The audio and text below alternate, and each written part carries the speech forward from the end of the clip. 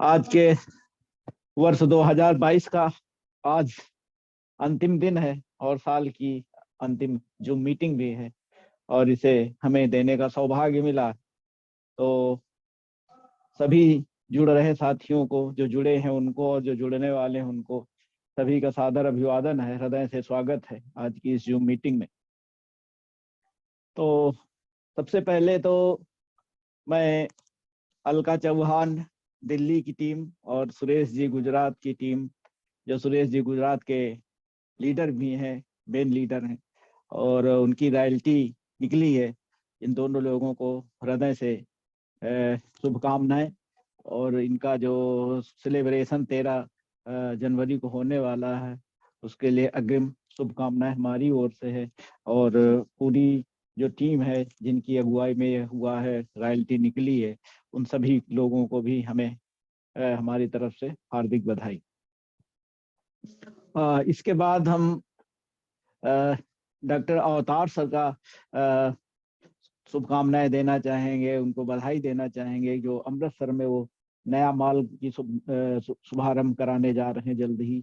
उनका न्यू पूजन हो चुका, उसका उन्होंने वीडियो डाला था, और बहुत अच्छी बात है। अवतार सर वैसे भी बहुत अच्छा काम कर रहे हैं, और हरियाणा में भी पिछली मीटिंग में भी हमने कहा था, ओम सर के साथ हरियाणा गए, वहाँ भी बिजनेस बढ़ाने का काम शुरू कर दिया है। और वहाँ जो माल खुल रहा है वो तो बहुत गजब की बात ही है, क्योंकि एक माल ऑलरेडी उन्होंने खोल रखा, नया माल फिर खुल रहा है। तो इससे अमृतसर पंजाब में और हरियाणा में बहुत अच्छा काम बढ़ेगा, कंपनी का काम बढ़ेगा, लोगों की टीम बढ़ेगी, लोगों का बिजनेस बढ़ेगा, लोगों का स्वास्थ्य ठीक होगा। ये बहुत अच्छी बात है। इसी तरह से आज हमने देखा प्रयागराज से कृष्णा जी ने एक फोटो डाली कि वहाँ नया स्टोर खुलने वाला है। जौनपुर में विष्णु जी का एक वीडियो देखा, पूरा तो नहीं देख पाया, लेकिन उनका यूट्यूब पे एक वीडियो डाला, उनका लिंक देखा। उन्होंने एक शुरुआत की मीटिंग की, उन्होंने व्हाइट बोर्ड पे प्रेजेंटेशन देना शुरू किया, पूरा नहीं देख पाया, शामी को भी मैंने थोड़ा सा देखा। तो उनको भी हार्दिक शुभकामनाएं, बधाई। इस तरह से सभी जो लीडर हैं, सभी लोग अवेयर हो जाएं, सभी लोग जागरूक हो जाएं, तो लीडर्स की कमी नहीं रहेगी, जागरूकता की कमी नहीं रहेगी, नीचे ग्राउंड लेवल तक सभी लोग अपना प्लान खुद दे सकेंगे। इसी तरह से केला जी नियमित रूप से काम कर रहे हैं। अभी उन्होंने फोटो डाला, कुत्ते ने काट लिया था, काफी उनको चोट लगी थी, जिस हिसाब से दांत गड़ा दिए। तो केला जी और एक लेडीज और था जिन्हें बंदर ने काट लिया था। तो सभी टीम सदस्यों से अनुरोध है, अपने को सेफ करते हुए और फील्ड पे जाएं। और काम तो बढ़ाना ही है, काम तो करना ही है, लेकिन अपने को सुरक्षित रखना भी जरूरी है। सुरक्षित रहेंगे तभी काम भी आगे बढ़ पाएगा, इसलिए सेफ्टी बहुत जरूरी है। और दीपा पवैया जी बहुत अच्छा जी है, दीपा पवैया, जितेंद्र जी अच्छा काम कर रहे हैं, उनकी भी टीम वहाँ पे अच्छा काम कर रही है। और बाकी रानी जी की कल मीटिंग बहुत अच्छी, मीटिंग सारे लोगों के, सीके सर की भी मीटिंग बहुत अच्छी थी, ओम जी की भी मीटिंग बहुत अच्छी, सभी लोगों की मीटिंग बहुत अच्छी हो रही है, सभी इससे मोटिवेट होते हैं, बहुत अच्छा लग रहा है। और दिन प्रतिदिन सभी की जो मीटिंग होती है, जो जैसे हम हैं और तमाम जो साथी मीटिंग देते हैं, तो दिन प्रतिदिन उसमें कुछ ना कुछ सुधार ही हो रहा है। जो सीनियर्स हैं तो उनकी मीटिंग का तो कोई जवाब ही नहीं है, लाजवाब ही होती है मीटिंग। लेकिन जो हम जैसे साथी देते हैं मीटिंग, तो उनमें रोज का रोज कुछ ना कुछ सुधार होता जा रहा है, ये ऐसा हम अनुभव करते हैं। अभी अस्थाना जी ने जो मीटिंग दी परसों, तो वो भी काफी दिनों बाद उन्होंने मीटिंग शुरुआत की। और वैसे उन्होंने कहा भी कि हम स्टेज पे बोलते थे, तालियां होती थी, तो जोश आता था बोलने में, अब यहाँ कमरे में बंद होके मीटिंग देना।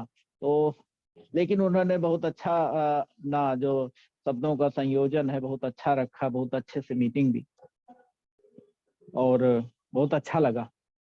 और रमेश सर की जो टीम है, चाहे वो इटावा में हो जो अमित सर कर रहे हैं काम, या सीके सर जो हैं प्रयागराज, सीधी, रीवा, जौनपुर में, तो रमेश सर की जहाँ जहाँ टीम है वो बहुत लाजवाब काम कर रही है, क्योंकि रमेश सर खुद इतने एनर्जेटिक हैं, इस हिसाब से पूरा काम करते हैं, इतना खुशमिजाज रहते हैं हर समय, और कभी सिकन नहीं आती चेहरे पे। अभी कल ही कंपनी में भेंट हुई, जैसे कि उन्होंने मेन पावर जो प्रोडक्ट लॉन्च हुआ, तो उसी पे चर्चा हो रही थी, दद्दा जी भी थे। तुरंत उसका जो फोटो था उन्होंने अमित जी को भेजा इटावा, और पूरा उसका एमआरपी और सेलिंग प्राइस और बिजनेस वैल्यू सारा शेयर किया, बताया, और फिर कहा कि किस तरह से इसको काम करना, कैसे बढ़ाना। तो एक जो लीडर होता है वो इसी तरह से अपने काम को आगे बढ़ाता है, ऐसे ही टीमों को प्रोत्साहित करता है, बताता रहता है कि अब ये काम है, अब ये काम है, ऐसे ऐसे करना है। तो उससे जो नीचे लीडर होता है वो भी उत्साहित होता, प्रोत्साहित होता कि हमारा जो लीडर है इतना केयरिंग है, हर समय हमें अवेयर करता रहता है। जो पॉजिटिव लोग हैं, जो निगेटिव है तो उनको तो खराब लगता है कि लो ये लीडर हमें बार बार यही सब कहते रहते हैं। तो जो पॉजिटिव है, जो काम करना चाहता है, उसके लिए लीडर की हर बात अच्छी ही लगती है, क्योंकि लीडर कोई अपने ही लिए नहीं करता, लीडर का भी लाभ होता है उसमें जरूर, क्योंकि जब टीम बढ़ेगी तो लीडर का तो लाभ होना ही होना है। तो लीडर नीचे जब टीम बढ़ेगी तो लीडर का लाभ होना है। तो पॉजिटिव वे में सारे लोग लेते हैं जो काम करना चाहते हैं, जो निगेटिव है तो उसकी तो कोई बात ही नहीं। ऐसे ही आ, लखनऊ में हम भी थोड़ा सा काम कर रहे हैं, पंकज सर की अगुवाई में, पंकज जी का साथ मिलता है। यहाँ पे कई सारे पुराने साथी हैं, उनसे मुलाकात हो रही, देखा ही होगा, फोटो डाली, और लोग प्रोडक्ट ले रहे हैं। हाँ, उद्घाटन विधि थोड़ा सा अभी उस हिसाब से नहीं चल पाई जैसे हमने शुरुआत की थी। अभी हमारी 2 ही उद्घाटन, एक हमारे घर, एक जगह हो पाई है, और तीसरी अभी नहीं हो पाई, प्रयासरत है। तो इसका रेशियो भी इसी तरह से आएगा, जैसा कि हमने दद्दा जी से चर्चा की थी कि अभी उद्घाटन नहीं बढ़ रहा है, तो उन्होंने बताया कि आप लोग अभी इसमें ग्राहक बना रहे हो, तो उन्होंने बताया कि उद्घाटन विधि कैसे लाना है, कैसे उनको समझाना है। तो उसी पे आज थोड़ा हमारा जो विषय है, सभी वर्गों के लिए जेएमबीडी क्यों जरूरी है, उसी पे हम आगे आएंगे। तो लखनऊ में जैसा कहा कि अपना काम कुछ हो रहा है, धीरे धीरे हम काम बढ़ा रहे हैं, क्योंकि लखनऊ राजधानी है, और यहाँ पे अपनी कंपनी का हेड ऑफिस भी है। तो हमारे मन में था कि लखनऊ में जरूर काम बढ़ाना चाहिए, क्योंकि बहुत कम अभी काम है लखनऊ में, कम टीमें हैं, और भी लोगों की कम टीमें हैं। तो यहाँ पे काम होना बहुत जरूरी है, ताकि जो बाहर आप लोग जब बाहर से आए, गुजरात से, पंजाब से, बंगाल से, या जहाँ से भी आप आए, यहाँ पे एनिवर्सरी हो या और कोई कार्यक्रम हो, तो यहाँ लखनऊ की टीम एक पुरजोर तरीके से आप सभी का स्वागत कर सके, और मजबूती से यहाँ खड़ी रहे सपोर्ट के लिए भी। जैसे आप लोगों की लखनऊ में कोई लिस्ट है तो उस पर हम लोग काम कर सके, आपको उसका लाभ दिला सकें। तो इसीलिए लखनऊ पे फोकस है। पंकज सर भी थोड़ा समय दे रहे हैं, ये हम उनका आभार व्यक्त करते हैं, क्योंकि समय मिलना उनका भी काफी रहता है, क्योंकि उनके भी बहुत सारी टीमें हैं छत्तीसगढ़ और तमाम सारी जगहों पे। तो उनका समय मिलना एक हम भाग्यशाली हैं कि उनका समय मिल पा रहा है हमें। और दद्दा जी का हम आभार व्यक्त करना चाहेंगे कि उनका हमें बराबर स्नेह मिलता है, उनसे बराबर चर्चा होती है। हमने कई बार इस विषय में बात की, बताया भी कि क्योंकि हमारा घर पास में है, तो जब भी मैं खाली होता हूँ तो कंपनी जाता हूँ, वहाँ सौभाग्य से दद्दा जी से भेंट हो जाती है, और वहाँ पे चर्चा होती है मीटिंग को लेके, अपने बिजनेस को लेके, और तमाम सारे विषयों पे भी चर्चा होती है, अच्छा लगता है। तो जो मीटिंग हम पहले देते हैं उस पर भी जो कमी है उस पर सुधार का प्रयास करते हैं, भविष्य में क्या योजना है उस पर सारी चर्चा दादाजी से होती है। तो ये बहुत अच्छा लगता है, और उनका स्नेह बना हुआ है, और इसके लिए आभार। सुरेश जी की टीम अभी पिछले दिनों यहाँ लखनऊ आई थी कंपनी, तो वहाँ पे डॉक्टर भरत भाई थे, और 2 लोग का नाम हमें नहीं याद है, लेकिन वहाँ पहली दफे उन लोगों से हमारा आमने सामने बात हुई। संयोग से हम कंपनी गए थे, तो वहाँ पे सभी लोगों से बातचीत हुई, बहुत अच्छा लगा। और वहाँ पे डॉक्टर साहब ने जो प्लानिंग बनाई अपने रजिस्टर पे देखा हमने, जिस हिसाब से वो काम करते हैं, एक एक चीज उन्होंने नोट कर रखी है, मतलब A to Z सारे प्लान, सारी ज्वाइनिंग, सारी सेल, और कितना डिफरेंस है, डिफरेंस यानी सेलिंग प्राइस और MRP का डिफरेंस कितना सेल किया। तो ये सारा चीज वहाँ पे उन्होंने नोट कर रखा है। बहुत प्रेरित हुआ मैं उससे। कागज का काम जो है, नोट करने का काम, सभी साथी, सभी लीडर से कहते हैं कि नोट करना चाहिए, लिस्ट बनानी चाहिए, रोज का रोज काम करना चाहिए, तभी हम आगे उस पर बढ़ पाएंगे। सभी से प्रेरणा लेता हूँ, लेकिन बहुत पक्के तौर पे मैं नहीं कर पाता हूँ। ये अभी भी बड़ी कमजोरी है हमारे अंदर। तो कमजोरी को स्वीकार करना चाहिए सभी साथियों को। जो भी काम कर रहे हैं, जो कमजोरी है उसको उजागर करने से एक मन का हल्का भी होता है। और फिर जब आप कह देते हो मीटिंग में कि हमारी ये कमजोरी है, तो फिर उस पर आप काम करने का भी प्रयास करते हो कि आगे ये काम हम कर सकें। तो कागज वर्क थोड़ा सा कच्चा है, कोशिश करते हैं लिख लें, डायरी पे लिखते भी हैं, कुछ लिख देते हैं फिर छूट जाता है। तो एक नियमित ये नहीं बन पा रहा है, तभी हमारा जो काम है वो भी थोड़ा पिछड़ा हुआ है। जब हम इसको नियमित करने लगेंगे तभी हम आगे भी बढ़ पाएंगे, ऐसा हमें महसूस होता है। जैसा सारे लीडर कहते हैं कि जब तक आप डेली का डेली नहीं करेंगे तब तक आप आगे नहीं बढ़ पाएंगे। तो ये सारी चीजें हैं। तो हमें बहुत अच्छा लगा, जो गुजरात की टीम आई थी, बहुत अच्छे से बातचीत हुई, बहुत अच्छा लगा। तो ये सारी चीजें हैं। अब आज का, अभी तक हमने इतनी सारी बातें बोल गया मैं, लेकिन अभी तक हमने परिचय नहीं दिया अपना मेरा, क्योंकि बहुत सारे साथी नए जुड़ते हैं। तो नाम बताना और पूरा अपना परिचय देना अच्छा रहता है, कि कोई नया व्यक्ति है तो पता चले कि कौन व्यक्ति बोल रहा है। तो नाम है रुद्रशिव मिश्रा, और लखनऊ में लगभग 42 साल से रह रहा हूँ। मूल जनपद हमारा रायबरेली है, और गंगा की कछार में हमारा गांव है। बहुत पिछड़ा इलाका था जब मैं वहां रहता था, बचपन की बात करते हैं तब। अब तो सारा डेवलप हो गया है, बहुत कुछ हो गया है। तो हमारी जो पारिवारिक स्थिति थी बहुत अच्छी नहीं थी। तो हमारे जो बड़े भाई थे अब वो गुजर गए हैं, उनको ब्लड कैंसर हो गया था। 32 साल की उम्र में उनका निधन हो गया, और 1992 में। तो कक्षा 10 पास नहीं हुए, फेल हो गए थे, तो वो अपना नौकरी करने चले गए दिल्ली। पहले कानपुर गए, फिर दिल्ली चले गए, फिर लखनऊ आ गए। तो उन्हीं के सहारे थोड़ा समय आगे बढ़ाई कर पाया। कक्षा 11 पास करने के बाद मैं भी लखनऊ आ गया, नौकरी चाकरी यहाँ अखबार में, दैनिक जागरण में शुरू की। हमारे जो भाई थे बड़े, वो अमृत रुहात एक अखबार निकलता था, उसमें काम करते थे। तो प्राइवेट सेक्टर, चूंकि हमने आज का जो विषय लिया है वो भी हमारे जो नौकरी है और उससे भी हमारा रिलेट करता है।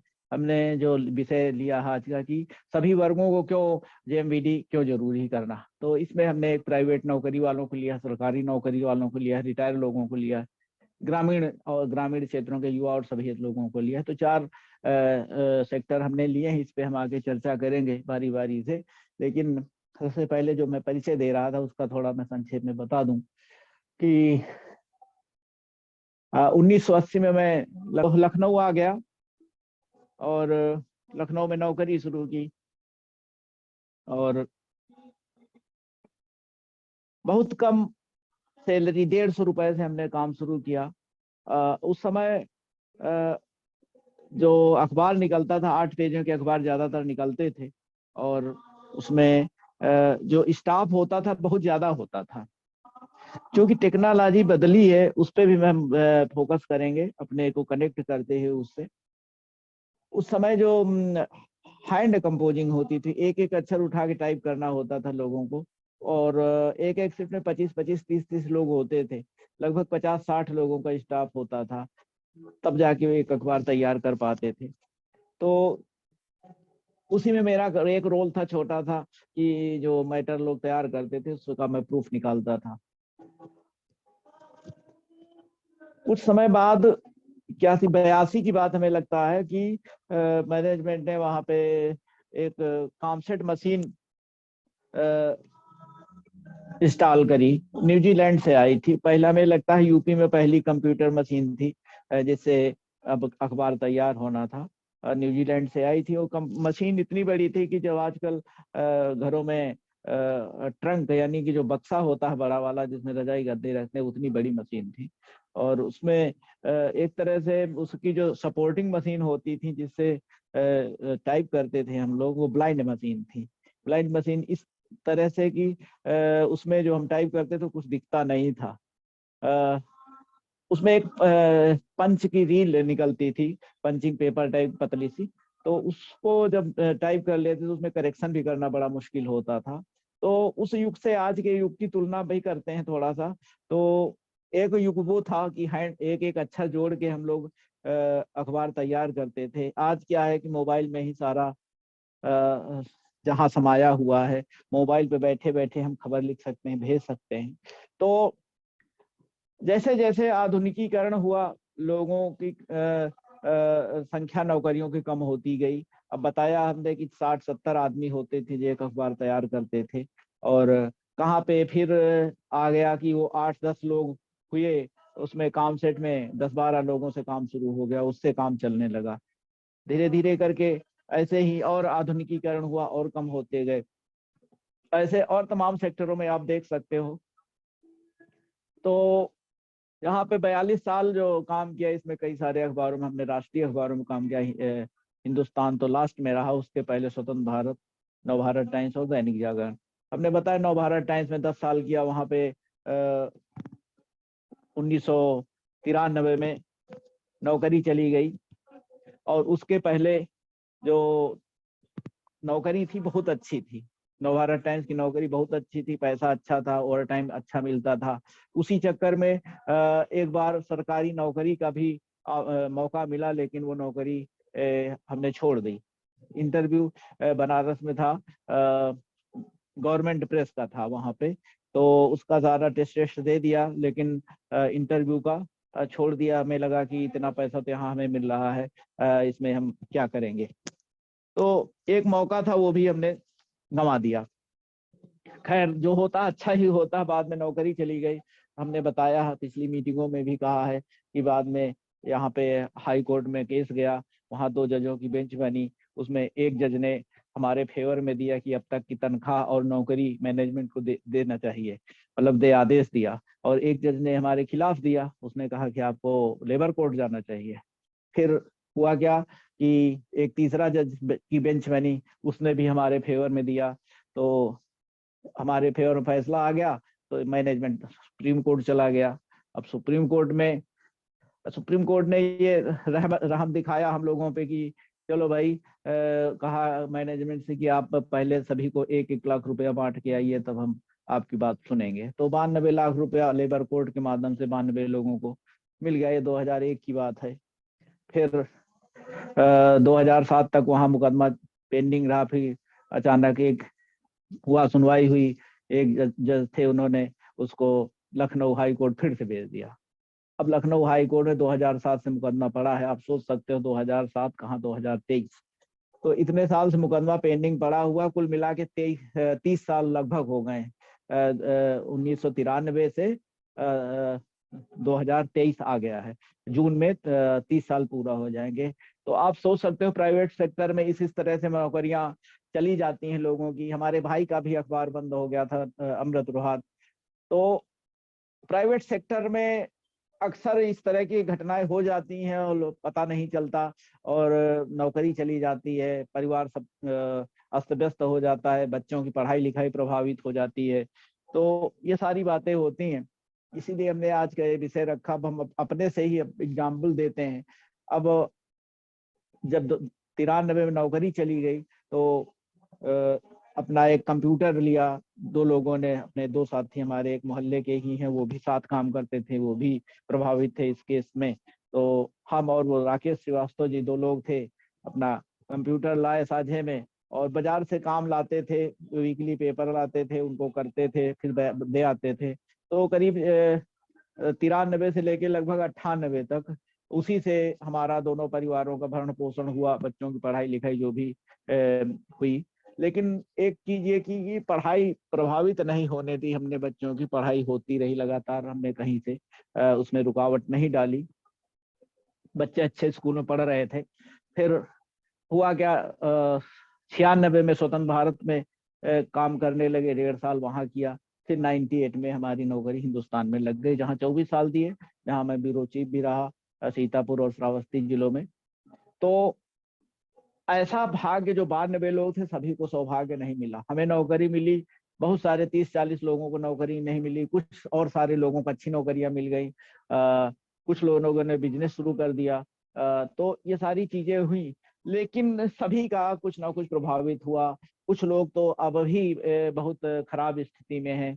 तो जो पैसा था उसका हिसाब किताब, क्योंकि प्रोविडेंट फंड वगैरह था, तो ज्यादातर साथियों ने ले लिया। जिन साथियों ने नहीं लिया उनका अभी भी पेंडिंग है, पड़ा हुआ। 20-25 लोगों ने अभी भी हिसाब नहीं लिया। आप सोच सकते हो कि 1993 में जो प्रोविडेंट फंड था, हमारे 20-25 साथियों ने अभी भी नहीं लिया है। तो उनका पैसा भी फंसा हुआ है, कोई केस भी फाइनल नहीं हो रहा। आप सोच सकते, और जो जिनको जॉब भी नहीं मिली, तो उनके बारे में आप सोच सकते हो कैसे काम करते हैं। तो प्राइवेट सेक्टर का एक उदाहरण हमने दिया।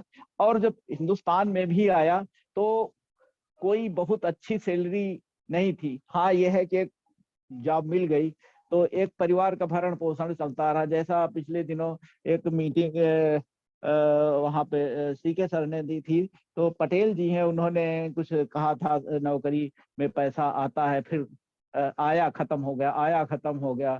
तो पैसा, चाहे सरकारी नौकरी, जिनकी सरकारी नौकरी बहुत बड़ी है, जिनको बहुत पैसा आता है, कुछ और भी कमाई है, तो वो बात अलग है। लेकिन जिनकी एक सीमित कमाई है, प्राइवेट सेक्टर में देखते हैं कि छोटे छोटे सिक्योरिटी गार्ड तक में लोग नौकरी करते हैं, 15,000 से 20,000 तक में 14-14 घंटे काम करते हैं। तो अब आप सोच सकते हो कि किस तरह से उनका परिवार चल रहा होगा। तो इस तरह से प्राइवेट सेक्टर का बहुत कठिन दौर हमने देखा है। और बस ये है कि काम चलता रहा, किसी तरह से बच्चे पढ़ गए, नौकरी उनकी लग गई, लेकिन और जो तमन्ना थी, बहुत सारी इच्छाएं थी जो पूरी नहीं हो सकी। तो इसीलिए अब मैं जेएमबीडी बिजनेस में आया हूँ, और इसको मैं पूरी तरह से कर रहा हूँ। इसमें जो और जो हमारे सपने हैं उनको मैं पूरा करना चाहता हूँ। अब प्राइवेट नौकरी में होता क्या है कि वेतन बहुत कम है, काम के घंटे बहुत ज्यादा हैं। अगर कोई जिम्मेदार पद पे है तो उसको रात में भी फोन आते रहते हैं, लोग कॉल करते रहते हैं कि ये करना है, वो करना है। तो ये सारी चीजें होती हैं। और सबसे बड़ी बात यह है कि रिटायरमेंट के बाद कोई सिक्योरिटी नहीं है। सरकारी नौकरियों में तो एक अपना उन्होंने बना रखा है फार्मूला पेंशन का, कि उसमें उसी से पेंशन से उससे कटता है, तो अपना पेंशन उनको उस हिसाब से मिलेगी। लेकिन प्राइवेट में ईपीएफओ एक संस्था है, उसमें पैसा हम लोगों का फंड कटता है। वो भी सारे लोगों को फंड में नहीं करता। अब तो सारा कुछ आउटसोर्सिंग पे आ गया है, नियमित कर्मचारी ही नहीं बचे हैं संस्थानों में। तो ईपीएफओ भी कुछ नहीं बचा। ईएसआई कटती है ताकि कुछ हेल्थ की सिक्योरिटी हो सके, स्वास्थ्य का अपना वो हो सके, इलाज हो सके, ईएसआई कटती है प्राइवेट। लेकिन अब जब से ये आउटसोर्सिंग का सिस्टम आ गया है, तब से ये सब भी खत्म होता जा रहा है। ना पीएफ कटता है, ना ईएसआई कटता है। तो ऐसे में कोई भविष्य ही नहीं बचा, बस एक फिक्स अमाउंट मिल जाता है। तो ये बहुत कठिन दौर है। और जो भविष्य की बात हमने कही कि जो पेंशन ईपीएफओ में जो पैसा कटता है पेंशन के नाम पे, वो इतनी पेंशन मिलती है कि अगर किसी को बता दे तो उसमें भी शर्म आती है। बस ये है कि आपका चाय पानी का खर्चा चल सकता है, आपका नियमित अगर 1-2 लीटर दूध लेते हैं तो भी नहीं आप पूरा हो सकता, सब्जी का भी खर्चा नहीं पूरा हो सकता, इस तरह की पेंशन है। तो इसलिए प्राइवेट सेक्टर के लोगों को जरूर अपना फोकस इस पे करना चाहिए, जेएमबीडी बिजनेस की ओर। जेएमबीडी ही क्यों करें? क्योंकि अपनी कंपनी का जो प्लान है, अपनी कंपनी में जो तमाम सारे लाभ हैं, वो अपनी ही कंपनी दे सकती, दूसरी कंपनी में बहुत सारे लाभ नहीं हैं। तो इसीलिए हमने फोकस किया कि भाई हमारी कंपनी में लोगों को आना चाहिए, और जो अपनी उद्घाटन विधि है उसको अपनाकर अपना एक बिजनेस खड़ा करना चाहिए।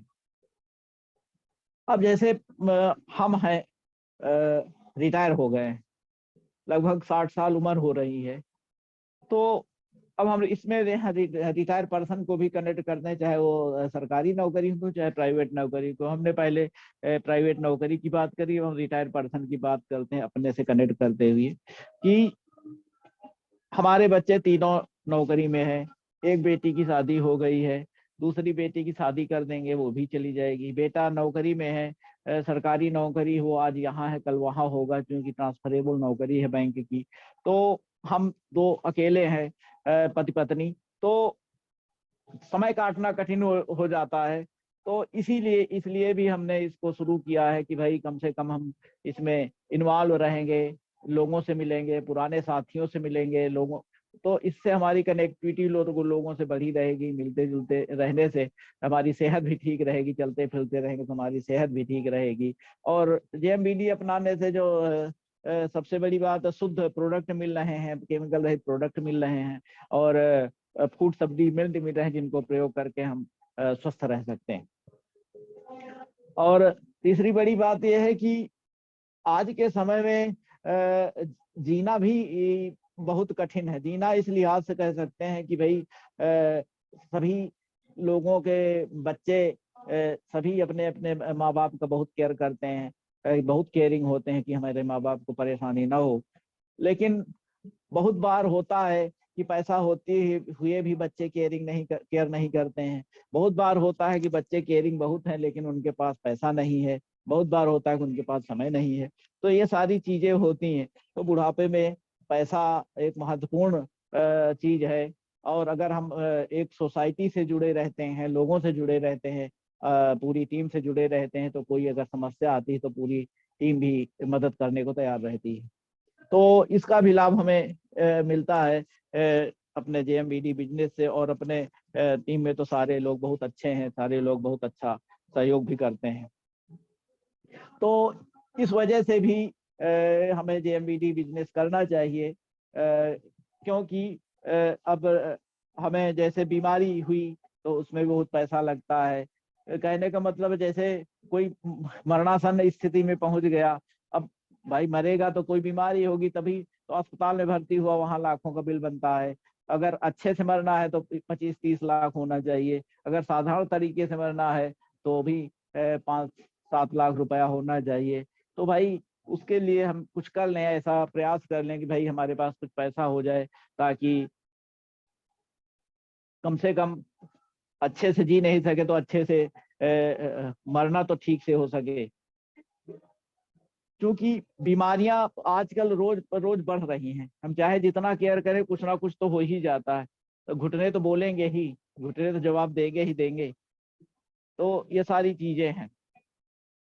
तो इसलिए पैसा बहुत जरूरी है, अपने पास में पैसा होना जरूरी है, लोग होने जरूरी हैं। ऐसे ही सरकारी नौकरी की बात करें, सरकारी नौकरियों में भी भाई जिसको मिल गई वो बहुत भाग्यशाली है। लेकिन अब आगे सरकारी नौकरियों का क्या हिसाब किताब है आप सभी जानते हैं, उस पर ज्यादा हम कुछ नहीं कहेंगे।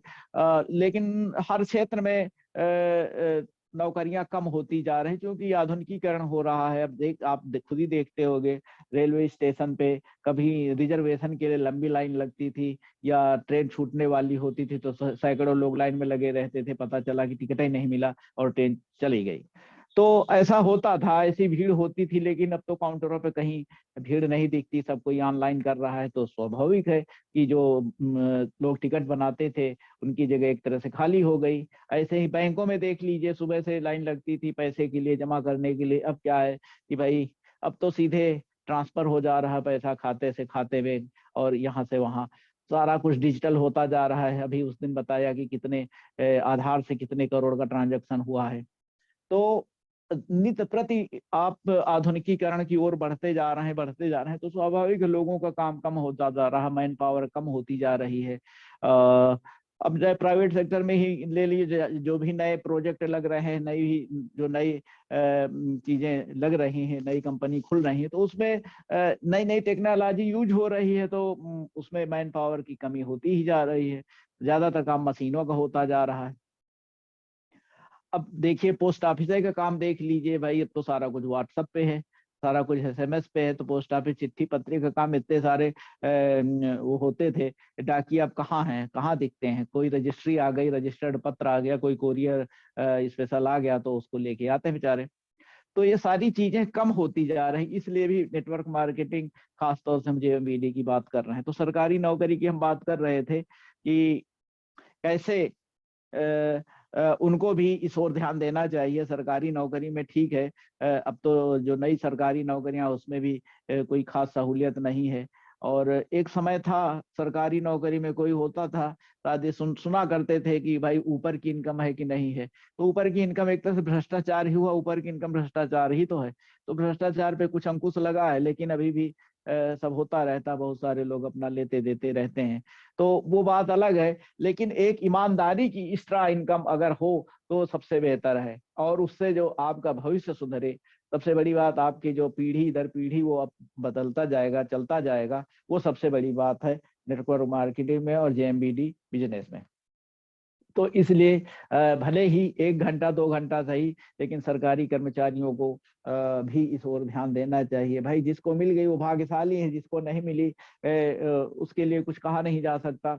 लेकिन प्रयास सभी करते हैं सरकारी नौकरी मिल जाए, क्योंकि उसमें एक संतोष रहता है, आत्मिक संतोष रहता है कि हाँ अब हम यहाँ पे आ गए हैं।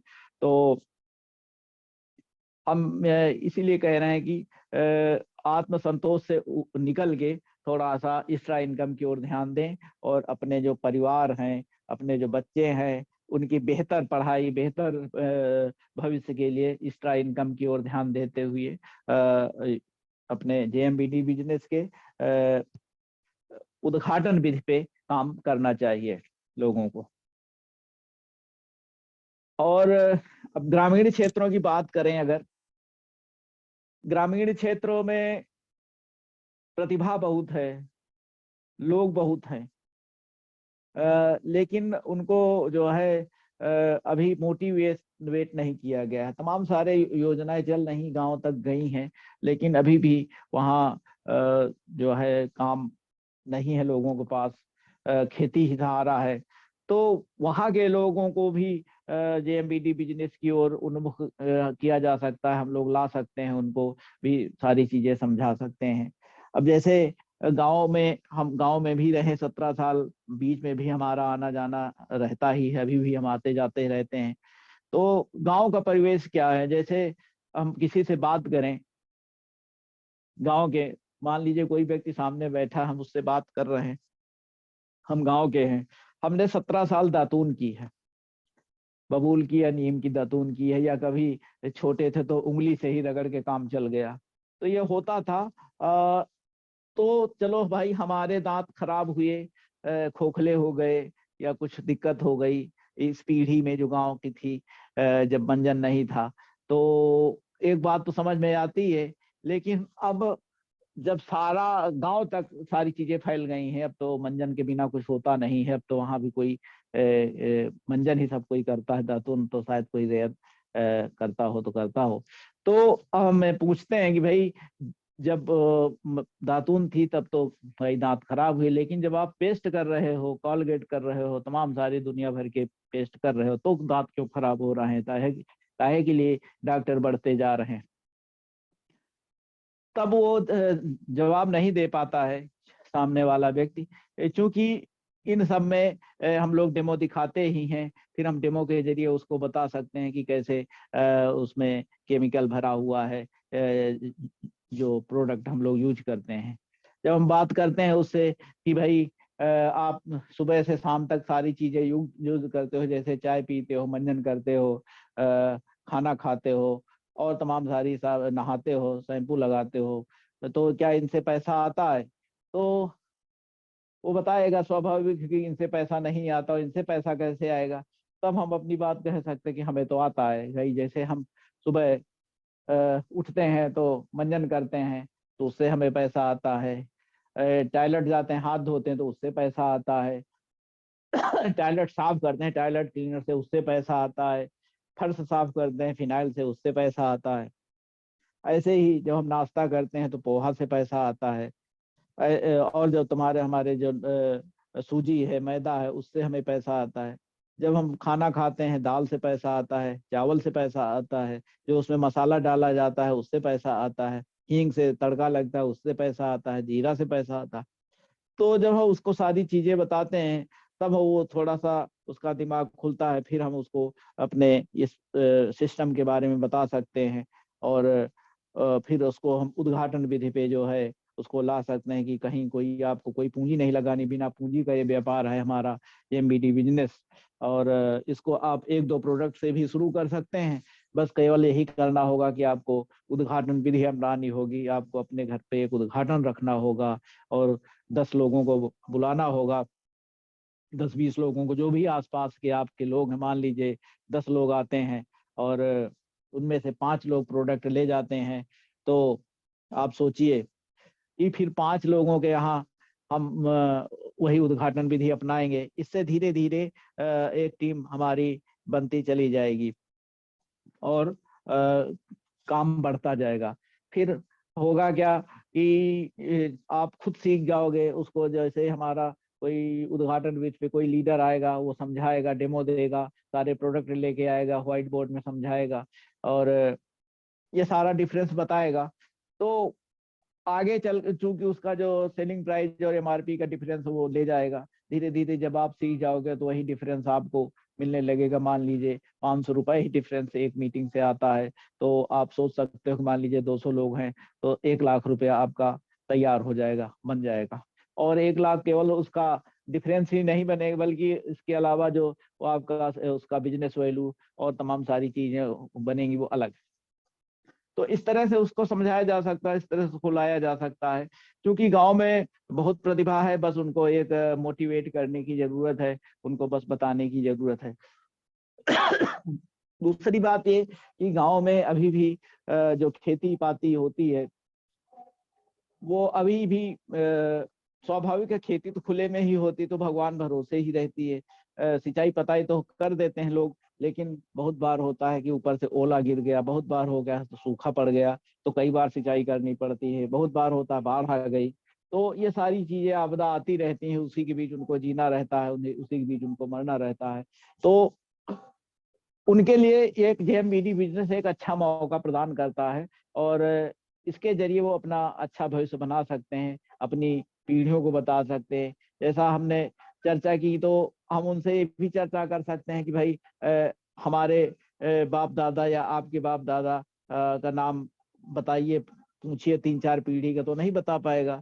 तो उसी में हम अपना एक कनेक्ट कर सकते हैं, जोड़ सकते हैं कि भाई जैसे जो कोई मशहूर व्यक्ति है, महात्मा गांधी, विवेकानंद, इस तरह तमाम जो मशहूर लोग हैं उनका नाम हम बता सकते हैं कि देखिए कैसे ये मशहूर हुए, तो उन्होंने कुछ ऐसा काम किया जिस वजह से मशहूर हुए, तो हमें भी कुछ ऐसा काम करना चाहिए ताकि हम भी, हमारी पीढ़ियां भी हमारा नाम आगे ले सकें।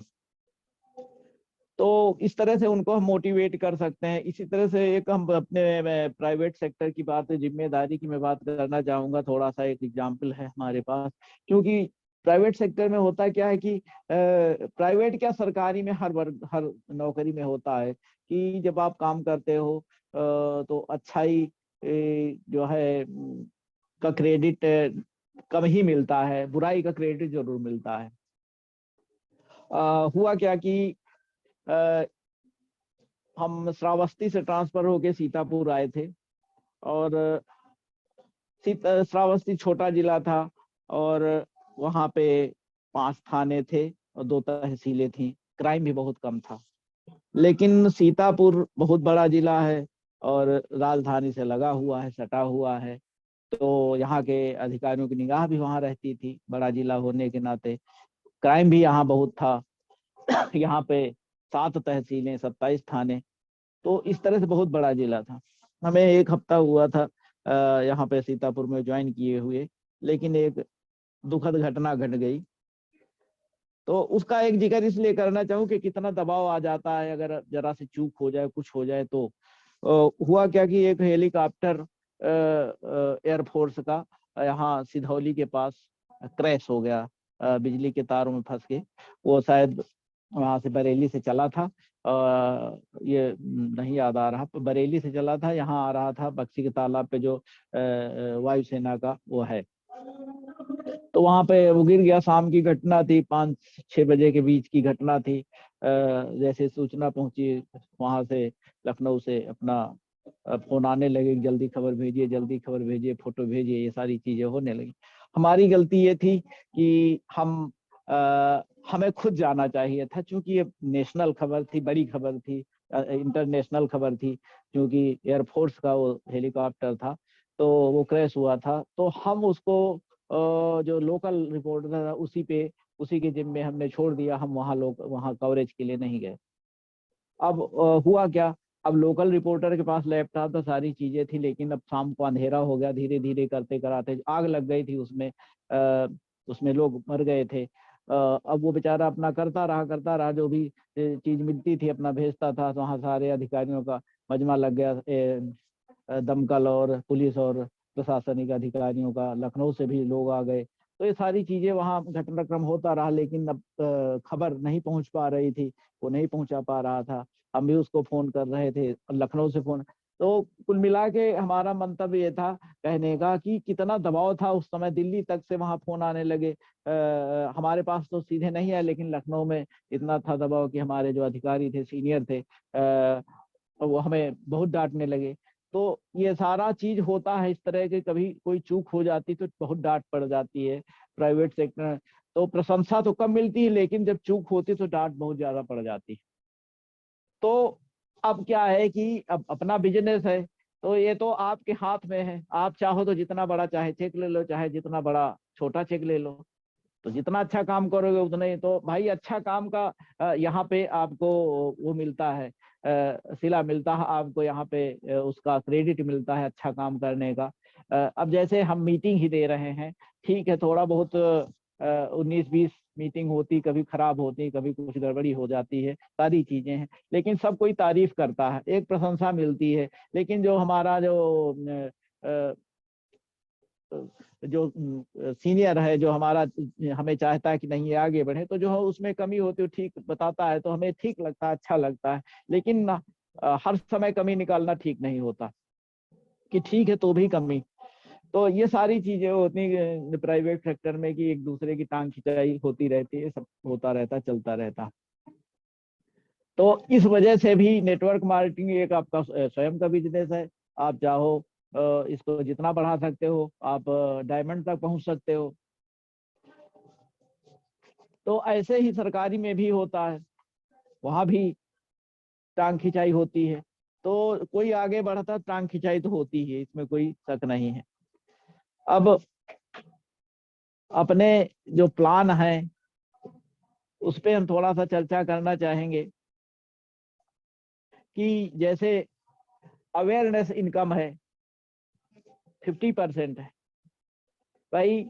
हम इसको बता सकते हैं लोगों को, गांव में, शहर में, और किसी भी जिससे भी हम बात करते हैं, तो भाई वो तो हमारा उद्घाटन भी तो ऑलरेडी है ही, लेकिन अंततः आता तो प्लान में ही है ना भाई। उद्घाटन भी हम करेंगे, लेकिन अंत में तो प्लान पे ही हमें आना है, उनको प्लान ही तो समझाना।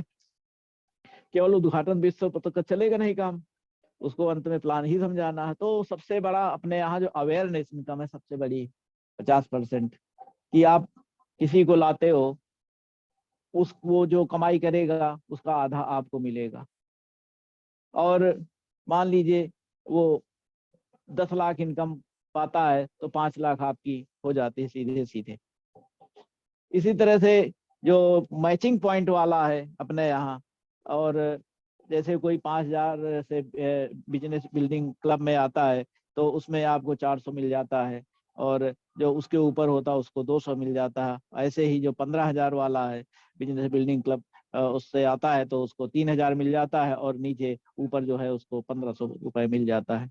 ऐसे ही मैचिंग पॉइंट अगर कोई व्यक्ति दोनों तरफ 100 ज्वाइनिंग, 100 बिजनेस बिल्डिंग क्लब से करा देता है, तो उसको मैचिंग पॉइंट 100 मिल जाते हैं। इस तरह उसको 20,000 रुपए मिल जाता है, और जो ऊपर है तो उसको 10,000 रुपए मिल जाता है। जो सबसे बड़ा है अपने यहाँ फैमिली सिक्योरिटी क्लब, उसका तो कोई जवाब नहीं है, क्योंकि और सारी कंपनियों में क्या है, हमने बहुत छानबीन नहीं करी है, लेकिन जो अपनी कंपनी का है, जो फैमिली सिक्योरिटी क्लब, ये इसका कोई जवाब नहीं है, क्योंकि ये जिंदगी के साथ भी जिंदगी के बाद भी, जैसा LIC का स्लोगन है, वैसा हमें लगता है कि भाई जब तक आप कर रहे हो तब तक तो आपके साथ है ही, बाद में भी आपके परिवार के साथ है। जब खास तौर से फैमिली सिक्योरिटी 5-5 लाख आप कर लेते हो, 6-6 महीने बरकरार रहती है, तो आप फैमिली सिक्योरिटी में बने रहते हो।